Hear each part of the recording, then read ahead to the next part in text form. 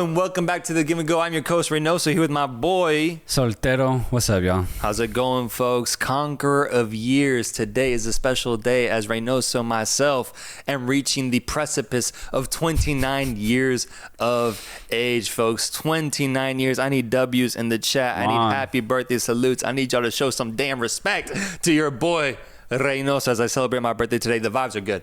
The vibes are good. The energy is great. Bro? We can get into a lot. What's going on, man? We can get into a lot. As long as it's not Liverpool, I'm happy to talk. I'm happy to talk because we got Conor Gallagher finally scoring. We got Julian Alvarez finally scoring. Yeah. We got Messi coming back, balling out for Inter Miami. We have John Duran scoring a goal of the year contender for Aston Villa. We have Erling Haaland continue his amazing run. Lamine Yamal doing the exact same thing. Where should we start, my friend? Honestly, I want to know what you want. It's the birthday boy right here. Let's go. Let's do Yamal. Yeah. Let's do Yamal, man. 2 goals today as he gets a brace on the road at Girona as they defeat this Girona side 4-1. I'm just watching it, bro. I'm looking at the results. I'm looking at the way they're playing, the technique behind their goals, the mentality that this team has with Hansi Flick.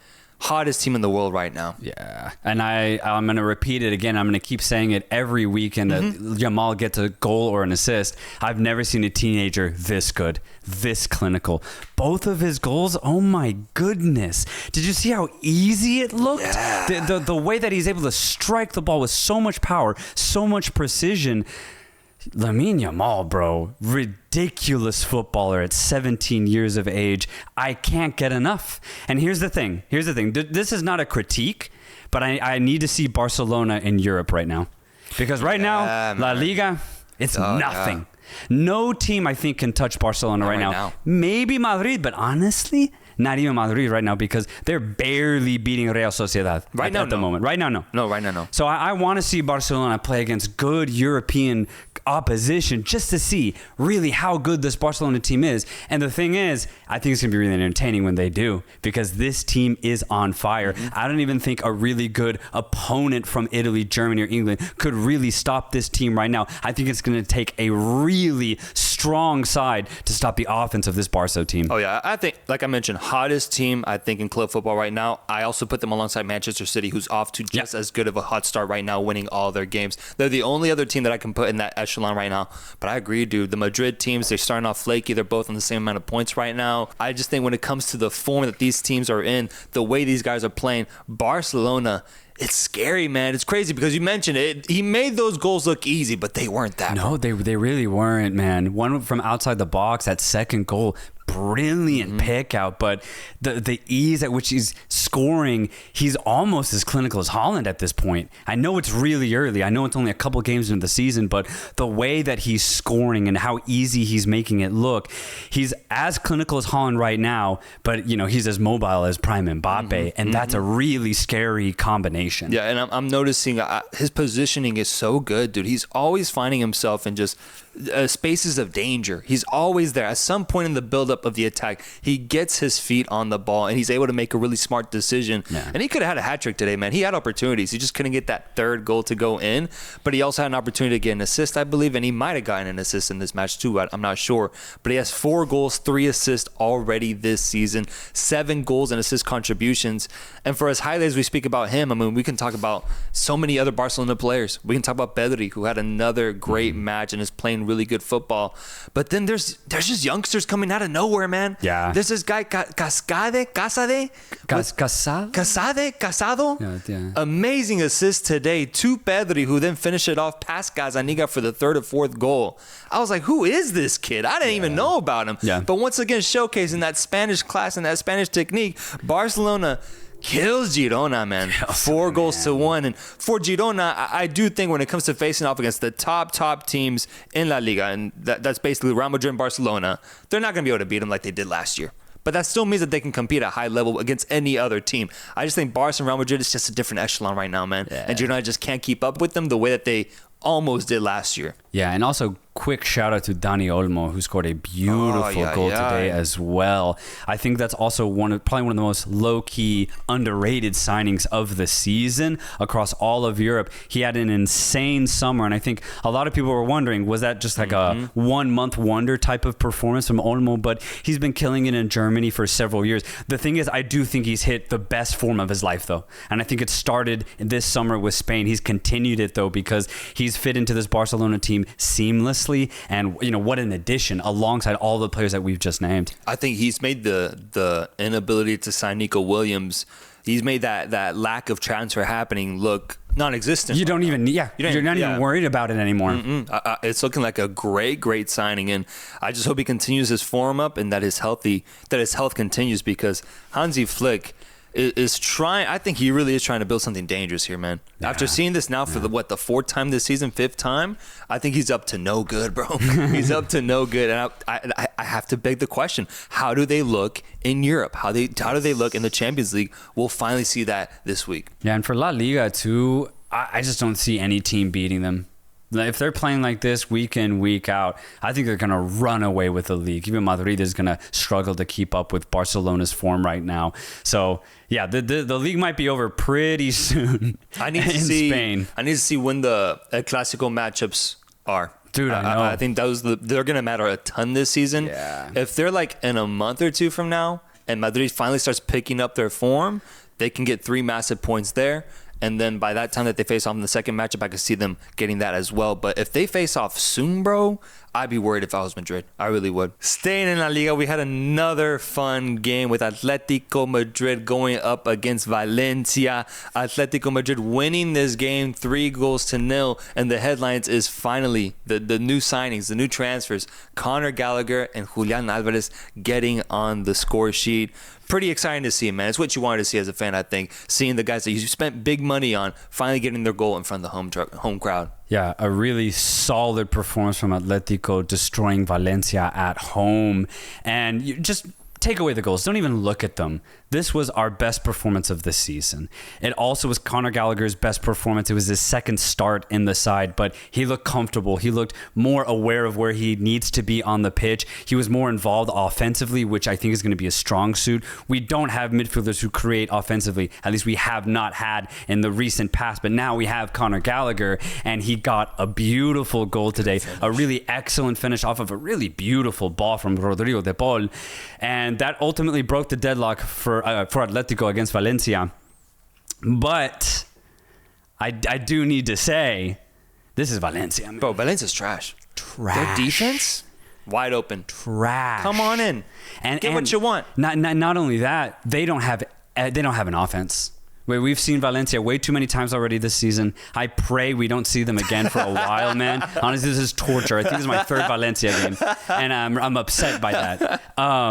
That's why I don't want to get carried away here. Yes, it is our best performance for Atletico, but we have to understand it's against probably one of the worst sides right now in La Liga in Valencia, man, because they are horrible. They play horrible football. They have nothing going for them. It's very depressing.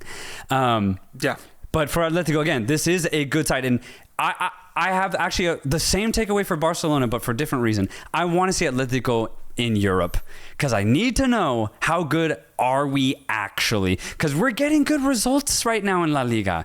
A lot of it's been a little lucky, I'm not going to lie, man. Yeah. So I need to see us go up against not even like a strong team, just a team that's either on our level or a little below us. Because right now we're facing teams that are just way too below us. And I think we're scraping by, if I'm being completely honest. This score once again flatters us. I don't think we were as good as the scoreline suggests. I need to see us play against much better opposition because right now, I mean, the draw against Espanyol, I think, is more indicative of where this side is. The positive is, though, yes, this was the best I've seen Gallagher. They're picking up steam, man. I will say that for the team. That was a big thing we proposed early on in the season. They just need to get more cohesion going, and I think that's what we saw today was a result of that. Can I offer you RB Leipzig? In what way? In Europe.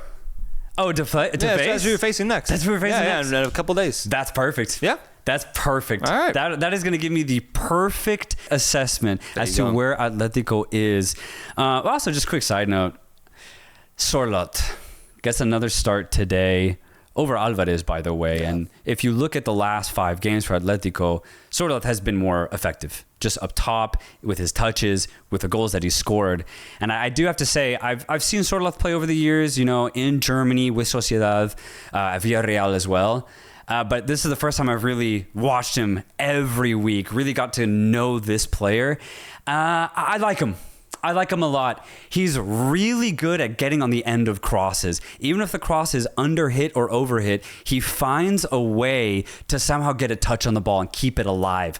And that's what I really love about him. We have not had a true target man like Sociedad since Diego Costa. It has been almost damn near 8 years since we've had a striker like that. So that's why I actually really like what Sociedad is bringing to the team. Here's the one downside that I'm noticing. I don't think he's clinical. I don't think he's hyper clinical, but he's not a bad finisher. Honestly, I think he's like Morata. He's a 50-50 striker. Give him one chance, he'll put it away.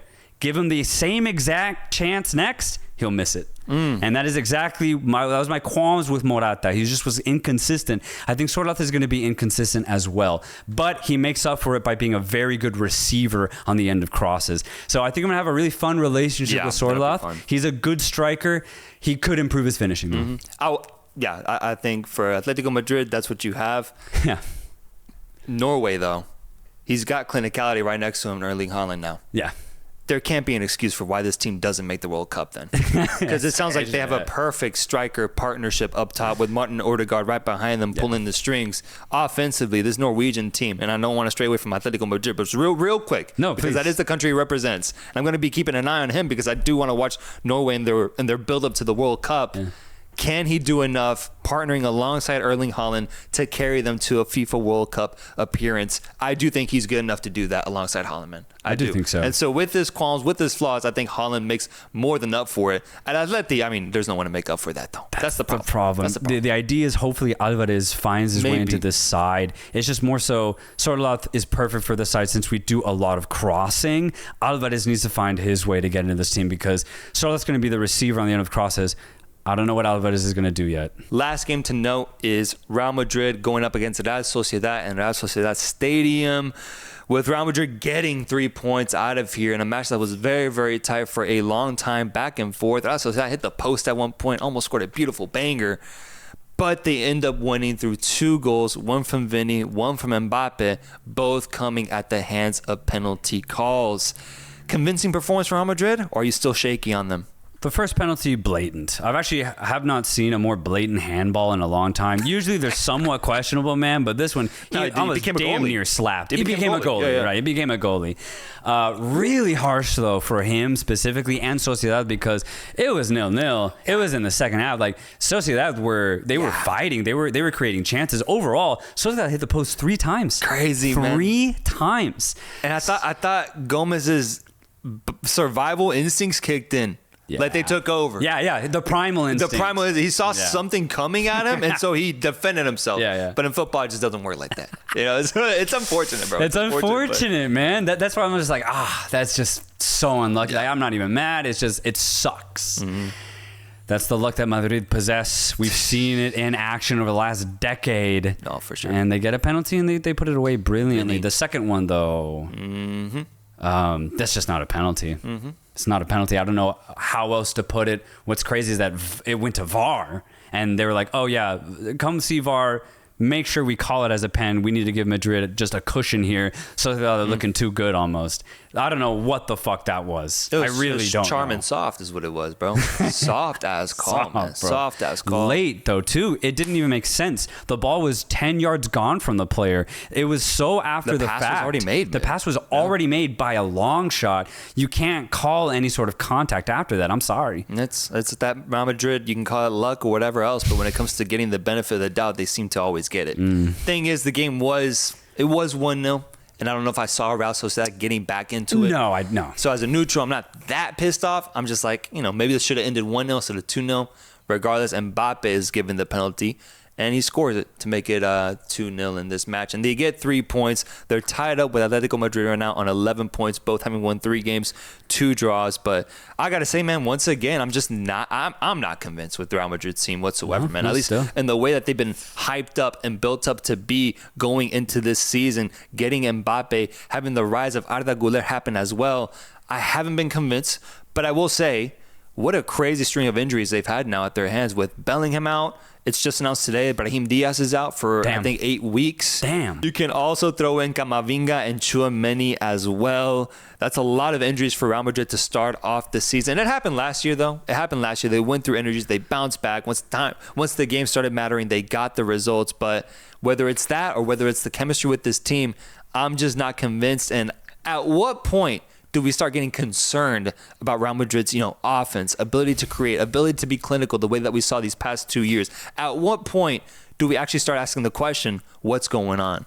I just need it to be drastic. I think I've mentioned it before. I'm not going to sound any alarm until it gets drastic. So what does that look like? That looks like 3rd, 4th place after a couple of months in La Liga, or it looks like struggling in Europe. Right, in the group phase, the league phase, sorry. So I got to wait. I got to wait for Europe competitions to start up, and I need La Liga to see itself out into November until I start thinking, okay, this is an actual problem for Madrid as a whole. The thing is, reality right now, it's not looking good, but I'm not going to be hypercritical until I just see more data. Yeah. And you know what's interesting, man, for the 3 teams that we're talking about, Madrid, Atletico Madrid, and Barcelona, the teams they faced, Girona, Valencia, and now Real Sociedad, after watching Sociedad in this match, they all 3 got worse this season. Yeah. Dude, yes. That's crazy, man. All of them got worse, man. And I'm looking at who's outside of 3rd place. It's Villarreal. We've noticed them, and they actually won this weekend, thank God. Because if it wasn't for Villarreal, I don't know who else would be here. Celta Vigo at this point. Celta's trying, and I'll give that to them. But I'm just curious to see if Celta can hold on for in the entire, even 20 matches. But outside of Villarreal and Celta, I'll give Celta that. I think every team in Spain has gotten worse. Bro. Oh, damn. Every team. I got to think about that. But I mean, that I would probably agree. I would probably agree, but because what I've seen so far. Athletic are the exact same or worse, and same with Real Betis, same with Sevilla. They're all the exact same or worse. That's why I'm even more concerned with Real Madrid personally, because they're struggling against pretty mediocre La Liga sides, dude. Exactly. That's what gets me. It's not like a feisty 19th or 18th place team. And that's why I don't exaggerate when I say that I don't think Barcelona are going to lose a game if they play like this. Because I don't think any other team outside of Madrid and Atletico can actually touch Barcelona right now. Now, obviously, it'll be interesting to see if they can keep up this form, but honestly, I don't see why not. They're making the game look really simple, really easy. It's almost as if like prime Barcelona's back. I don't want to get there yet because I don't want to jinx it. People are saying that, though. But it's looking like it. And if that's true, no team's touching Barcelona. Yeah, I know. I could see, like, on paper, the odds going into every game, Barca being favored. I just think that over a season, and this is just the argument of, like, can they go invincible at this point? That's what we're putting up. I think the season long, that's what we're putting up. Yeah, maybe they lose a couple here and there, but I agree ultimately. Yeah. When it really comes down to it, they should be able to win every single match if they continue playing the way that they're playing right now. Let's go over to the Prem. Let's do it. Let's touch down in the Prem. Let's go over to England, where we had some really fun results happening here. What to you was the biggest headline of the Premier League this weekend? It's got to be the Liverpool game, man. And my apologies, by the way. I was thinking it was the Everton match, man. That one did. No, that one it surprised me, but not really. It's the Liverpool game, dude. It's the Liverpool game, with Liverpool losing against Nottingham Forest for the first time at home since 1969. Good Lord. Yeah, history was made. Hudson-Odoi with the banger of a goal what a curler. Give them the lead. And Nottingham Forest and Nuno Espiritu Santos, they steal 3 points out of Anfield, something that's incredibly tough to do. But before I touch on Liverpool, I got to give Nottingham credit, bro. What a result. I actually really liked how Nuno Espiritu Santo approached this match. The guy that assisted and the guy that scored both came on into this match at the 50th minute. I liked how he did that. He held back. He wanted to see how the defense could approach this game, if they could hold on. They did that. They held the match at 0 till halfway through the game. He brings on his strikers. He brings on the artillery, if you will. and they create a beautiful goal to take the lead. And then after that, Liverpool not showing any ideas, not showing any energy. One of the worst Mo Salah games I've ever seen. And then everyone else on the field, Cody Gakpo, Luis Diaz, no one else could really do anything for us. And we just looked loss of ideas here, bro. And we end up losing a big match here as we try to stay in the title race. But losing 3 points at home against the Nottingham Forest side, bro, that can't happen. I just don't get it. I don't get it because you're right. The dynamic nature that Liverpool usually have and have had in their first couple of games of the season, the Prem, just wasn't here tonight. And I don't know why. I don't know what happened. But not only that, even the midfielder, Szoboszlai, just could not get involved in the game offensively. That's what I'm saying. He's got to be better. He's got to pull the strings a little bit more, at least get more involved off the pass. Otherwise, he's just going to be a lateral ball passer. You're not going to be doing anything. Like, what's the whole point then? Yep. So I don't understand. I feel like the entire offense of Liverpool was really off. There just wasn't a lot of chance creation in general. But I mean, credit to Nottingham Forest, because when the chances did come, some really good stops were made from the Forest goalkeeper. He was fantastic. Almost had a crazy... That was crazy. The one where he almost dropped it, dude. Yeah. Oh my God, that would have been insane. Yeah, dude. It would have been fucking crazy. But I'm glad it didn't happen. Yeah. Just for the nature of his own happiness. No, yeah. Sells, I think, is his name. Yeah, he had a good game overall, saving a lot of good shots. And then I don't know, man. I'm shocked because we just came off of a fascinating 3-0 dominant victory against Manchester United at Old Trafford, where we looked like vintage Liverpool, and Arne Slot was off to an incredible start. I mean, I understand if there's criticisms thrown at him after just this game, specifically with how he approached it, because something wasn't there, bro. For me, it's the energy. I don't know. It's just really scary. Because these results didn't happen under Klopp when it really came down to it. We did not lose at Anfield with Klopp in these type of matches. Yeah. The fact it's happening now under Slot, it's worth noting, bro. It's worth noting, but it is early, so let's just keep our heads up, I guess, and see what we do in our next matchup. Staying on the title race, though, we had victories from Arsenal and victories from Manchester City. Let's just go to Manchester City first, where we had Brentford score a goal a minute into the match at the Etihad Stadium. It's been happening now for Manchester City, where they concede really early. But at this point, it's almost like a curse, man, because you score that goal and then all of a sudden Manchester City just wakes up and they take over and they got the lead by halftime. Yeah, it happened this time with Erling Haaland continuing his hot form. 9 goals in 4 games now, more goals than any other Premier League team combined, bro. Like more goals than Chelsea, more goals than Liverpool, more goals than Manchester United, more goals than Brentford, more goals than Brighton, more goals than Chelsea. Yeah. Did I already say them? More goals than Tottenham. You just keep going, dude. Crazy. The record, the trajectory that he's on this season, but then also just Manchester City getting Rodri back, sliding back in perfectly. And for as feisty as Brentford was in this game, because they did play a lot better in comparison to that Liverpool matchup from a few weeks ago. Yeah. They just couldn't match him, bro. They just couldn't match him, and Manchester City continues their great form. Yeah, and I think in general, it's going to take a great side to beat Manchester City. But, I mean, what's new here, right? I think, I genuinely think for a team to upset City is just highly unlikely. I think it has to be a more even match. And, yeah, that's just how it is, especially if Haaland's in the godlike form that he's in right now. Honestly, I can't believe Haaland's doing this right now, by the way. I know, man. I really can't believe it because, again, the season he had last year was a little weird, but his finishing has been crazy good at the start of the season. I want more. I'm telling you, man, I want way more from Haaland because if he's showing that he can finish at this rate, who's to say he can't get like 40 goals in just in the domestic season. Yeah. Just in England, in the Premier League alone. Be crazy, man. Crazy, man. You are right. Every time I would look at like the scores, I'm looking to see if he gets on the board because I love to see the fact that he's just so involved offensively like that. But his finishing everything's getting better though, bro. Yeah. And we already talked about this. We already talked about it. It's affirming it though. Like he is getting better. And that's terrifying. And the fact that he's almost at double digits. He's almost at double digits, bro. It's not even October. Yeah. Like, it doesn't make sense. Like, at the rate, he's going to get 60. like at this rate, if you just trajected it out on a graph, like, you'd hit 60. So it's like, it is crazy to think that he's started off so hot. I want more, man. Maybe he gets close to Vardy's consecutive goal scoring record, too, which I think is 11 or 12. 12 games in a row. I mean, he's trying to go for it, which would be crazy to see. Let's have some fun. Over, under 40 goals. Let's see. We'll look back on this moment. Yeah. I'll join you in on a prediction.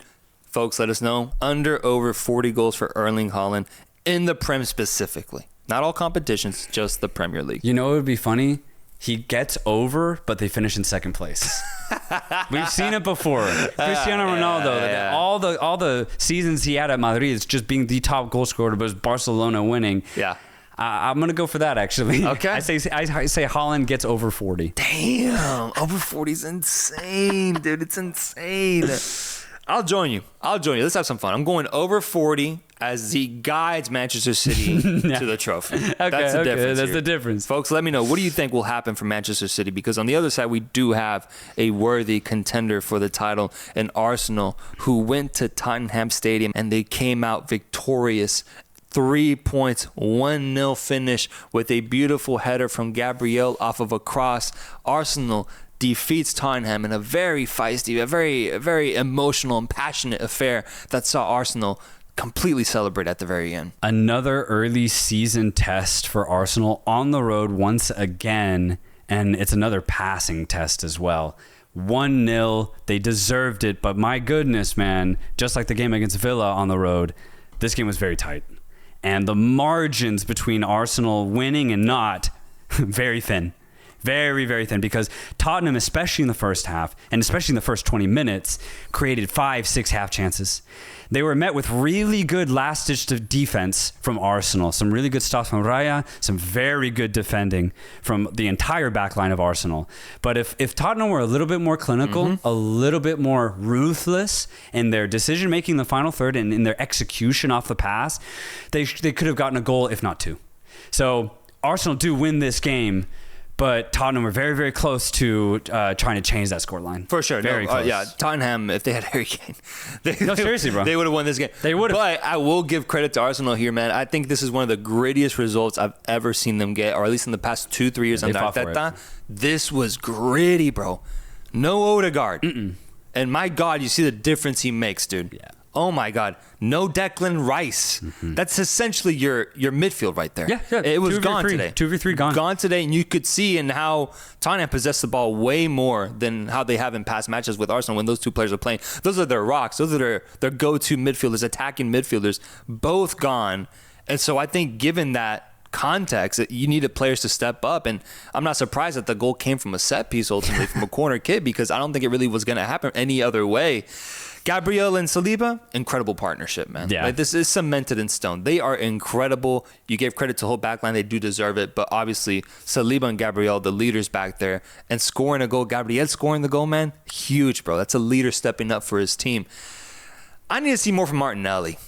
I'll be honest. I feel like he's become a little bit of a weak link for this Arsenal team in recent games. Yes, they're winning, but I just feel like if they want to get to another level, I want to see Martinelli cook as much as Bukayo Saka, for example, because he had a really good opportunity. It was sort of a breakaway. He was coming from the wing. It wasn't completely clear, but I didn't like the finish. I didn't like the decision-making. I thought it could have been much more clinical. You put Yamal there, he's scoring that, bro. Exactly.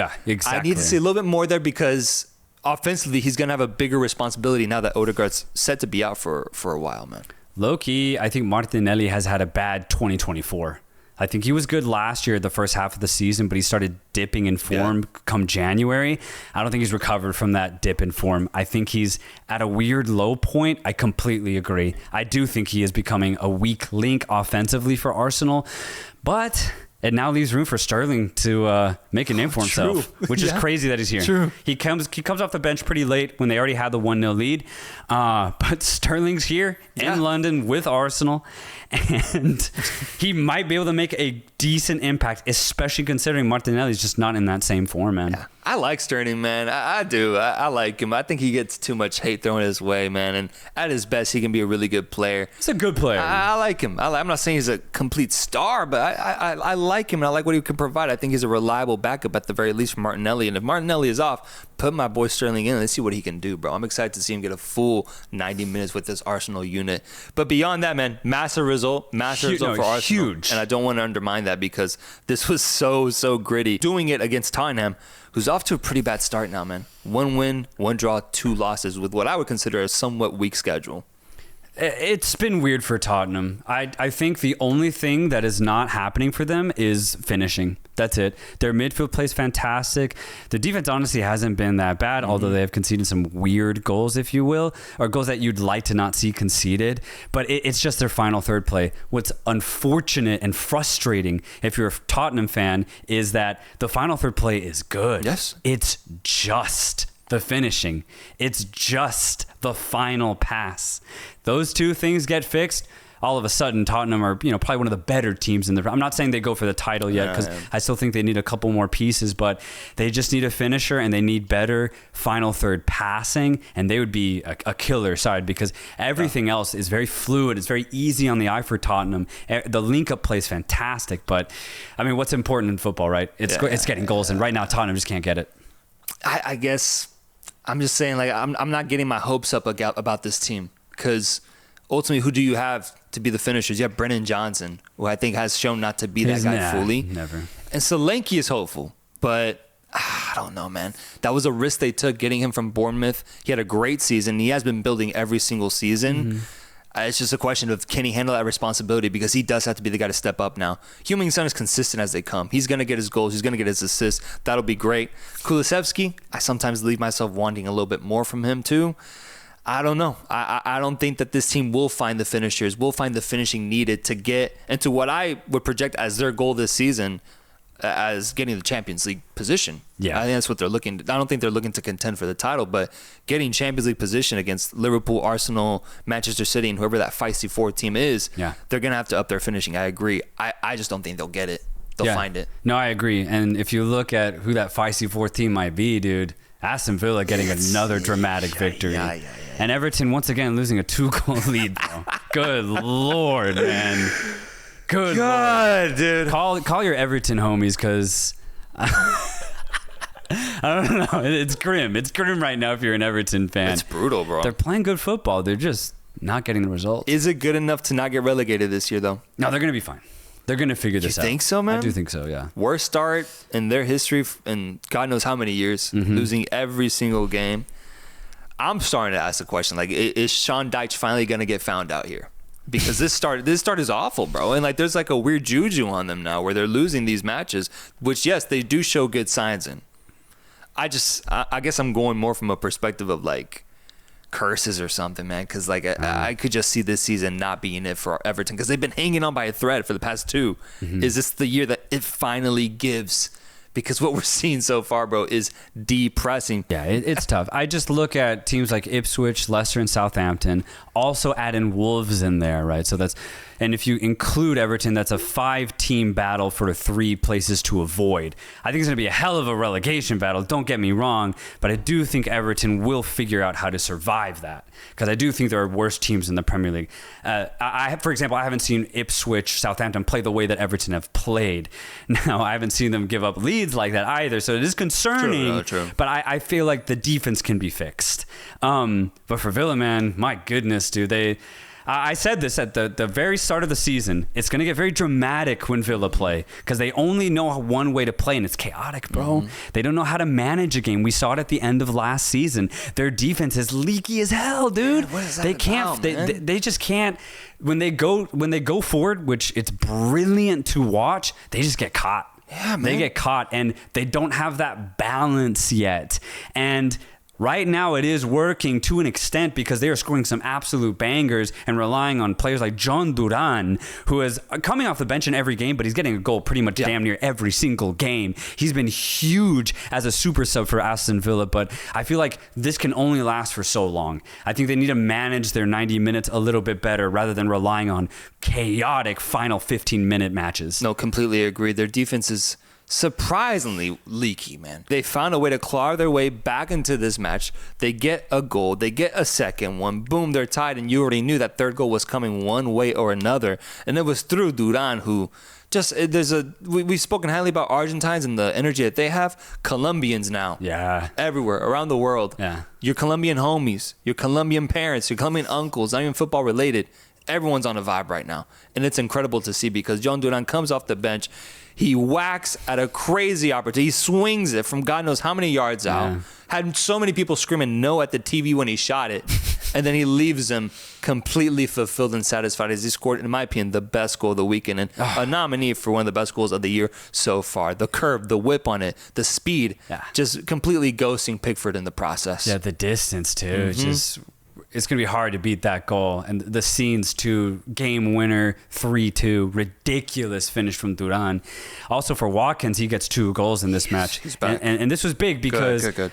I've seen the last 3 matches, Watkins has been off. He's been off. The 2 goals he scored today were easy, which is good, but just the fact that he's getting on the scoreboard, he's getting that confidence back up is very important. Because honestly, at this point, Duran should be starting. If I Duran should have started this game, in my opinion, based off of the past performances of both Duran and Watkins in the last 3 matches.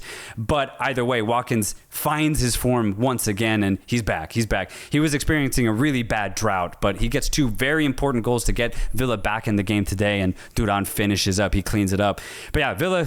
3 massive points because they need this. Like if we want to see Villa do well in the Champions League, if we want to see Villa fight for another Champions League spot and see that money that they spent over the summer be used well, they need to beat Everton, and they did. And with that victory, they sit at 5th place right now. Manchester City in 1st, Arsenal in 2nd, Newcastle in 3rd. Newcastle in 3rd. They've squeaked in there. I haven't watched them play, so I need to see what's going on, but 4 games so far, 3 victories, 1 draw. They beat Southampton. They tied Bournemouth. They beat Tottenham. And then they beat Wolves. They beat Wolves, yeah. So that's where they're at right now. We'll have to talk Newcastle ball after we watch them. But that's how the Premier League is looking right now in regards to the top 5 teams. Holstein Kiel. First year in the Bundesliga ever. And they get gifted with the opportunity to host one of the biggest clubs in the world in Bayern Munich, and it was at home too. Imagine being a Kiel fan, dude. Oh my god, especially if you've been supporting a club for decades. 15 seconds it took for Bayern to score. 15 and then took 15 minutes for Bayern to get 3 total. Game ends 6-1. Absolute domination from Bayern Munich, which is what I wanted to see, because I want to see how Bayern respond to losing the Bundesliga title last year, how they're going to perform in Europe. Now, yes, this was against probably one of the weakest sides in Germany, but the dominating factor. We saw Barcelona do it against Valladolid. Bayern Munich did it against Holstein Kiel. And I do think it's notable because they looked very good offensively, and they had a determination that I hadn't seen in a couple years. And again, it was against Kiel, but I do think it's important because I think the tide is turning at Bayern. It has been a weird couple of years. Maybe it's company. I don't know if I want to give him a lot of credit yet, but it's definitely the players, because Musiala's cooking, dude. He is cooking. We talk about Lamine Yamal being very effective right now at his young age, but Musiala has been one of the best teenagers since he joined the scene, and he absolutely cooked Kiel. His finishing's fantastic, but what Yamal might not have is the quick dribbling footwork that Musiala has, because in the box, Musiala might be one of the best dribblers out there. Oh, yeah. In the box, he's fucking unstoppable. He's low-key, unstoppable, man. He can do whatever man. he wants, dude. And you chop at it and you try to get the ball, and then boom, he's drawing a penalty on you. Yeah. That's the danger he possesses. Bayern getting a big result here. For me, it's kind of similar to analysis with other teams. I need to see them in Europe. That's the thing. If they're not, I'm excited. If they're not facing off against Leverkusen or Dortmund, I just don't see any other German team really challenging them so far. And from the matchups that I've seen them matched up with, it hasn't been a tough German team. So that's my only thing. But I have seen that they have been dominating their games, and there is a scary aura to them. There's scary energy of Bayern potentially being back to their winning ways. Yeah, I almost see them as like Barcelona last year. A very good team. I still think they can grow a lot more, because I think Barcelona is kind of fulfilling the players that they've had over the last couple of years. I think Bayern still have work to do, but the best way to see that is in Europe or against top German sides. So I'm very excited to see Bayern play in more competitive setting for sure. Going over to the rivals though, Dortmund. I saw that they played Heidenheim. I was very, very interested in this game because if you looked at the table before the weekend started, Heidenheim were in first place. Yeah. It's only been 2 games, crazy, right? But they were in first place. The game was easy for Dortmund though. Heidenheim, they had a really bad first half. Like they got up to speed in the second half, but in that first half, Dortmund got wherever they wanted to go on that pitch. Heidenheim's defense was all over the place. They just weren't ready. And more specifically, Heidenheim's goalkeeper, really poor. Howler? Yeah, and what's crazy is he didn't have mistakes, but more so if you look at his starting positions on the shots that were thrown at him, I thought they were very bad. And he was also assuming way too early, dude. I think it was the second goal, or it might have been the third goal for Dortmund, where the goalkeeper just chose where the ball was going to go, but he did it way too early. He needed to stay way up, way longer, and actually see where the ball was going to go. But he was like, no, it's going to go right, ball goes left. And it was just kind of bad, man. Damn. It was really bad goalkeeping. So that's something to note for Heidenheim in the future. I wonder if he had a bad game or if this is going to be a recurring thing for Heidenheim. But for Dortmund, a really strong performance. But again, against a team that just didn't show up. So I need to see more from Dortmund. Guirassy got his debut with Dortmund, by the way. The assessment here is he had a bad game. But I don't want to be too critical because it's his first game with Dortmund. Give me 5-6 matches and we'll see how Guirassy blends into this side. But Gross, though. Pascal Gross looked like he's been with Dortmund for 5 years. That doesn't surprise me at all. Exactly. I feel like he's the type of player you just slot in, and he's happy there. Exactly. So Dortmund, 2. I just need to see them in Europe or against a tougher opposition because Heidenheim just didn't really give it to me. Adeyemi cooked? Apparently, it looks like he cooked. 2 goals, 1 assist. What's that reaction? I'm glad you asked because. Yeah, stats-wise, my God, 2 goals and assists. That's a 9 out of 10 performance. Yeah, bro. Legitimately, 9.2 rating here. Dude, he could have had 4 assists. We've talked about him before. Oh, interesting. I think Dortmund are going to live or die by Adeyemi because the amount of times that he's able to break past a defense and be in a really dangerous position on that left-hand side, it's 10, 15 times a half. It feels like he's so aggressive. You look at his work rate, it makes sense, man. Yeah. But dude, his passing is terrible. Yeah. It's not there. He looks up and he just can't get the ball where it needs to go. He doesn't have that clinical ability to just be effective off the pass or low-key even be effective in front of goal. And I know the stats will say otherwise in this match, but he could have had like a hat-trick of goals, hat-trick of assists. He was that wasteful. Yes, he ends up finishing them, but like against a tougher opponent where you're only going to get 1 chance, I don't think Adeyemi's going to finish. I don't think Adeyemi's going to find that vital pass to get Dortmund the goal that they would need in a tight 0-0 affair. Yeah. And that's what I'm saying. Like, Adeyemi might be the weak link for Dortmund, not from a dangerous attacking threat, but from a finishing threat, man. It's super frustrating because, dude, if he could finish those passes, if he could finish those goals, he'd be a top 4 winger in the world. In the world. But instead, he's just like a really feisty winger instead. No, yeah, his activity is great. It's always been great since he was at, what was it, Salzburg, I believe? It's always been great. But he's 22. Is that something he can grow? Well, that's the answer we're going to get. I would say yes, that is something you can grow. Right. I hope he does because I remember during the Champions League last year, the heights that he can reach when he plays a good game is insane. He lifts his Dortmund team up completely. It was either against Atletico or PSG where he had, I think it was PSG. Yeah. He cooked Hakimi. He cooked Hakimi. Oh my God. I think it was the game they had at home against PSG where they dominated PSG. Part of that was because of his activity, the way that he was getting past Hakimi, and then he would track back and defend. His energy was great. He was ruthless. But then we didn't see that after. And I'm not surprised to hear this sort of analysis from Adeyemi because it does feel like he's a very bipolar type of player, man. You're going to get either one version or another of him, and it's a toss-up between what you're going to get. A great version that's active and it's clinical, or another one that's a little wasteful and just disappointing. Yeah. Little story time, though, about this game. Soltero story time. Soltero story time. Sit down, have some fun here. Derek Ray was on the call, which just real quick, one of my favorite commentators out there, dude. Right. He's absolute class. The way he describes the game is brilliant. But alongside him in commentary, Lutz Pfannenstiel. And I want to bring him up because at the beginning of the game, he was talking about St. Louis City, the team here in MLS, endearingly, though. And I was like, well, it's almost as if he was the owner. Yeah. And I was like, what the hell? Why is he talking about St. Louis so lovingly? I was like, weird. What the hell? Yeah. And I do remember St. Louis City have 5 Germans on their team. Yeah. And 4 of them are starters. Royce was supposed to go there. Too, right? The rumors was that he was going to go there. And so I was like, maybe he is involved with them. So I'm like, Pfannenstiel. I look him up. He's their sporting director. So I'm like, oh, that's actually really cool. That's insane. Okay. So he's dual income right now. Yeah. Working for ESPN, working as sporting director for St. Louis City. But what's even crazier is this. I have heard of his legend before. I just didn't know who it was, who the legend was tied to. But it was tied to this fucker, Pfannenstiel. This guy. I want to go clean. This guy, Pfannenstiel. What'd he do? He is the only player ever in the history of football to have played in all 6 FIFA confederations. CONCACAF, CONMEBOL, UEFA, CAF, AFC, and OFC. He's the only player to have played in all 6 confederations. Okay, let's go through that.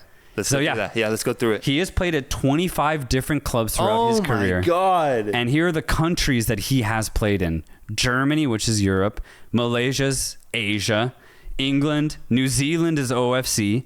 Singapore. New Zealand. United States, that's CONCACAF. US. Brazil, that's your CONMEBOL. Brazil, man. South Africa, there's your Africa. Yeah. And that's it. And then he's also played in Finland, Canada, Namibia, Norway, Armenia, and Albania. Can you give me clubs?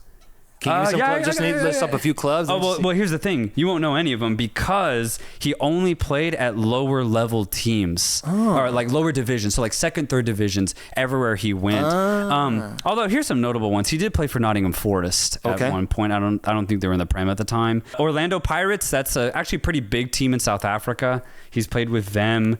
Huddersfield Town is a notable side. He has played with Vancouver Whitecaps when they were in the USL at the time. Jesus. So how long was his career? 20 years?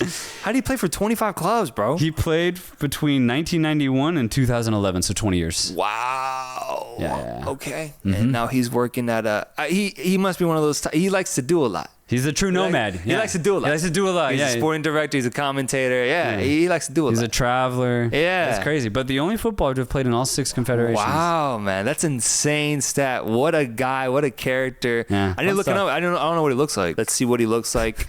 And repeat the name for me. Lutz Pfannenstiel. Hoffenheim hosted Bayer Leverkusen. There's only one name I need to bring up here. Which one man. Victor Boniface.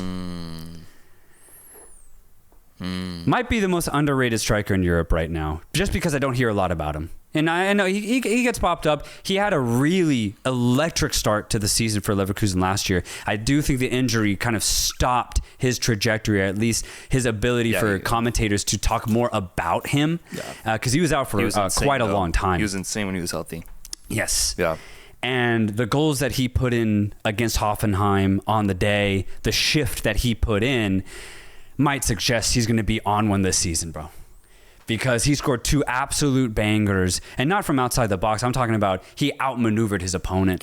He cooked the defenders that were against him, and they had absolutely no chance. And that's what I want to really bring up here. Victor Boniface is one of the most versatile strikers out there. He can outmaneuver you because when he's got the ball at his feet, he's tricky.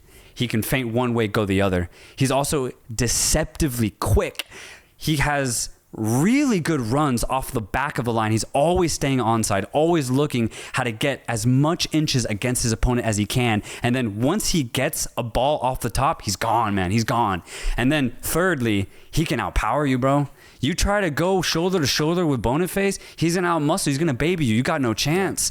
And then fourth, to top it all off, he's got a hell of a finish. He's ruthless in front of goal. So he got 2 absolute bangers today against Hoffenheim. Please go see them because they're absolute world-class finishes.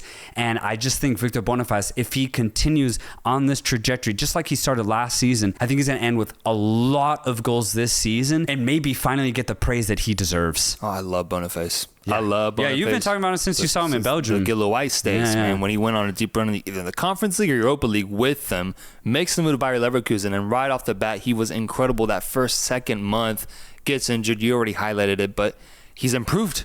He's gotten better then, man. Yeah. And what I'm interested to see is how does Xabi Alonso handle his role now, because now you have a clear out-and-out striker up top. I feel like last year he had to create almost like a hybrid of goal scorers out there. It's why we saw Florian Wirtz have such a successful offensive season, scoring like 20 goals in all competitions, because one part was he did have that responsibility, but also like the play style of the team, the fullbacks were scoring goals for them. Like now you just have a clear out and out striker that can do it all. All he asks of you is that you feed him. Yeah. Give him some food and he'll take care of the rest. And I'm happy to see that he got 2 goals and 1 assist in this matchup against Hoffenheim.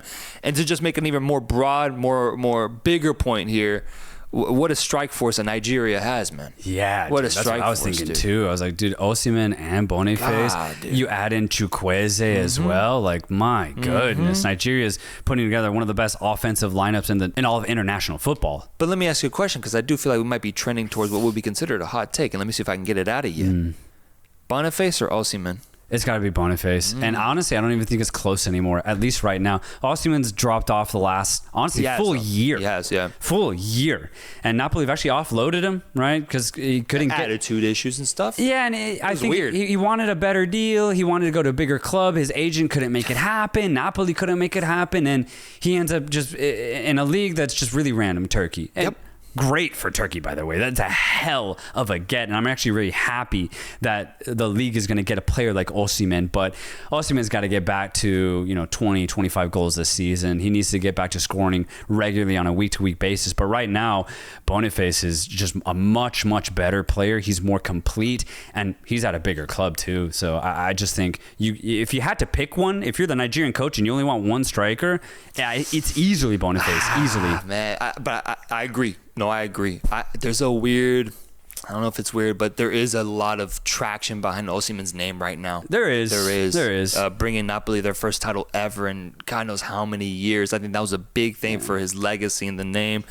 Champions League football and all of that. And you mentioned it. Boniface's injuries, I think, have gone in the way of him really being known on the big stage. Yeah. This is the year, though. He gets Champions League football. Stay healthy, and he will be a star that many people will finally watch for the first time in the Champions League. Bayer Leverkusen winning 4-1 against Hoffenheim. Currently sitting in 5th place with 2 wins, 1 draw early in the season. But Bayern Munich is leading the race as the only team who's won the first 3 games of the season. Yeah, really hot start for them. It's going to be a really fun race, actually. I think so. Bayern Munich is better. And low-key, just quick shout-out. Stuttgart won against Borussia Mönchengladbach this week, and I saw that game as well. They played good.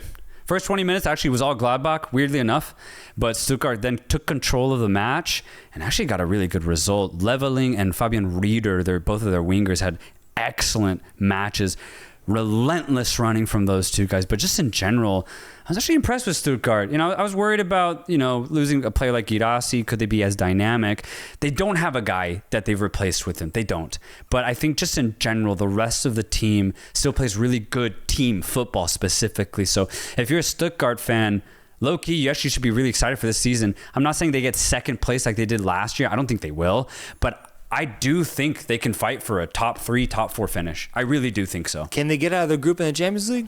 That's what I'm excited about. I will say, league format. I will say, for Stuttgart, I was worried. That's why I watched them this weekend. I was worried to see, are they going to be just one of those teams that had a really good season last year and just crash out in the Champions League, But I do think they have a case to have a good season this year in Europe. I really do think so.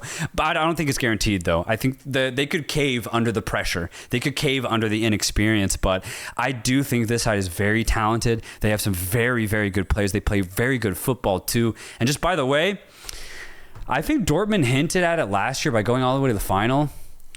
Bundesliga, in general, might have a case to be the 3rd best league in Europe. Right now, it's Spain in number 3. Yeah.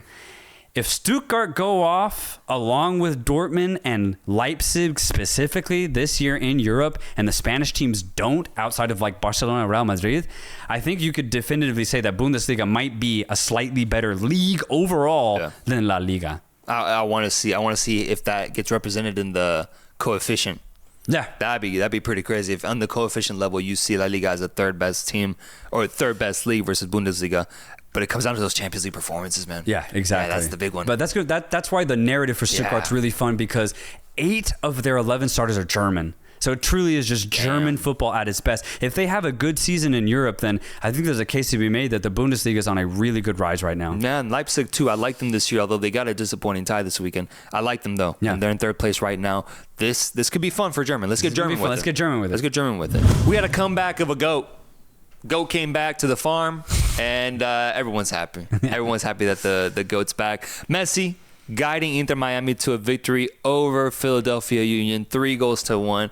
I just want to highlight it because, bro, I had to tune in. The moment I hear that Messi's finally healthy, that he's back with his Inter Miami side, who's honestly carried the load, carried the weight without him on this team as they maintain a first place spot in their conference, I had to see, what does the GOAT have to say? How does he look after the way that we saw him go out in that Copa America final with a bulging ankle? Yeah. How does my GOAT look? My GOAT's back, bro. Yeah. He's healthy. He's fresh, man. Fresh. He's looking clean. He's looking happy. I really do think the break that he took from either recovering or just taking a moment off away from football was huge for him because he just looks back to his old ways, man. He really does. And I think the usage that was asked of him, the way that the teams were using him in the build to Copa America was just a little bit too much, bro. And it pushed him to the brink in that final. So now he looks great, and he made this game look simple, easy, pulls up, 2 goals right off the back, really good motion, really good technique on the goals. Not the best defending, I'll say, but hey, it's going to get exposed when Messi's on the ball. And then an awesome assist to Luis Suarez for the third one, who has been incredible this season. And it was just good to see the duo back at it. Messi with Inter Miami is the clear favorite to win the MLS. Let's just see how they manage his minutes because when Messi's playing like this, bro, best team in the league. I completely agree. I don't think there's a better team in the league right now in the MLS that could beat Inter Miami if Messi's on the pitch. I think they're MLS Cup champions if Messi's healthy, playing for Inter Miami. They're the best team in the East. But I wanted to see, is there a team in the West that could maybe have a chance against Inter Miami if they get to the final? El Tráfico is this weekend. LAFC against LA Galaxy at Galaxy's home. And it actually started off really good for LAFC. 2-0.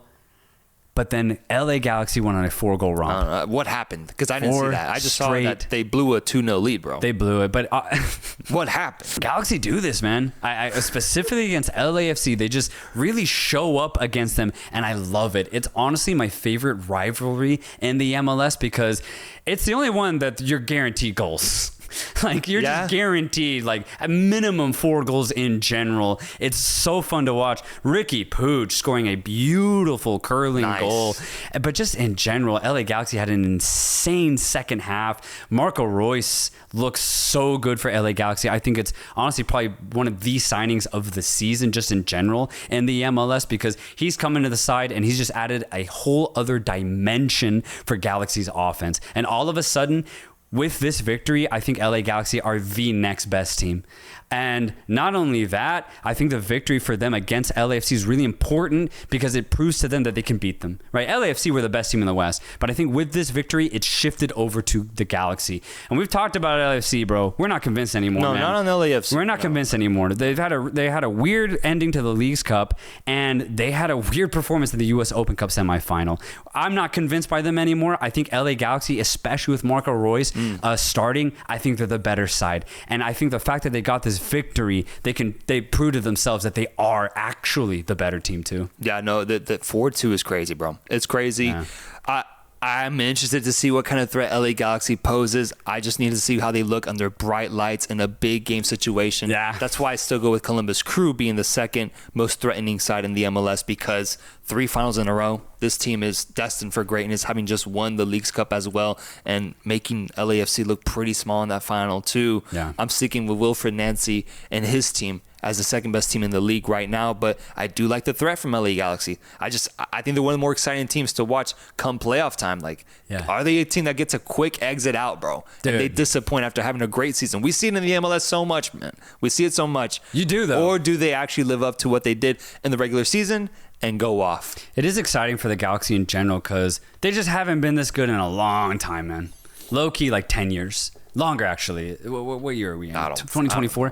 Yeah, 10 years. It's been like 2013, 2014 was the last time I saw a genuinely title contention side in the LA Galaxy. But this is it. This is the best Galaxy team I've seen in such a long time. They're top of the table right now in the West. And I think things are looking really promising. But you're right. They have not really been here in a long time. So I do think the inexperience might show. Whereas you look at a team in the Crew, I mean, they've been dominating the playoffs for the last couple of years now. So I do think there could be a surprise exit for Galaxy in the books. It'd be devastating, though, because they are playing really good football. Last game I saw this weekend, and I wanted to leave it to the very end of the episode, was El Super Clásico, which wasn't even at the Estadio Azteca or the Estadio Akron between America and Chivas. No. It was at Cruz Azul Stadium, man. Yeah. Crazy. As the Estadio Azteca is currently being remodeled in the build-up to the 2026 FIFA World Cup, we had to move over just a couple miles down the road to Cruz Azul Stadium, where we saw America once again defeat Chivas. Nothing new in my podcast tenure. You would think that, I mean, I don't know what you would think, bro. I feel like Chivas has never won against America during the time that I've done this podcast. They do it once again with the goal off of a set piece. And honestly, man, for as exciting of a Super Clásico matchup is in the build-up, you know, Chivas, America, two big Mexican teams going at it. This game disappointed, bro. Yeah, they're pretty boring, dude. There just wasn't any clear-cut action. There was almost nothing. Even the goal was honestly kind of lucky. Like, it was a crazy header. I'll give him that. But to that be what decides the game, pretty disappointing. Chivas had some chances. There's actually one big one, cross from the left-hand side. If he gets good contact, it's a goal. But just in general, both sides, I think, kind of showed that I don't think they win this year. Well, I think we learned more about Chivas than America. I just don't see Chivas being able to play up to a level of a contending team. America's missing a lot of players, man. True. No Valdez, no Sendejas. That's two immediate starters. Yeah. Cáceres isn't healthy either. That's their starting center back as well. And there's two more players that I'm missing right now. I saw some new faces on the team that I think did well, honestly. So I think that's what's kind of missing for America. The fact that they were able to get this result against what was just a weaker Chivas team was given, but I need to see what they look like at full health if they are able to achieve that this season, because it's already starting to become a trend, bro. Like, they have not been healthy basically all season. Yeah, all season. Will they ever reach that point? If they do, then I do think they can at least challenge for the title. Yeah, but in other news, though, Cruz Azul and Toluca, who we're both really looking at, both winning. So yes. I think I'm really liking the football that those two teams are playing. But you're right, America, I mean, they're always in contention, and if they get healthy again, they can play. They can be one of the better teams in Mexico. Apparently, Tigres is in second too. Yeah, so I need to, of course. Like, I mean, what's new? Tigres are always there, dude. Yeah. Always. I can't not discredit those big teams, because they always find a way to make it deep in the Liga, make his Liga, man. Always. But Chivas loses the Super Clásico. If I was an America fan, this would be a 15-minute reaction. I'm keeping it to 4.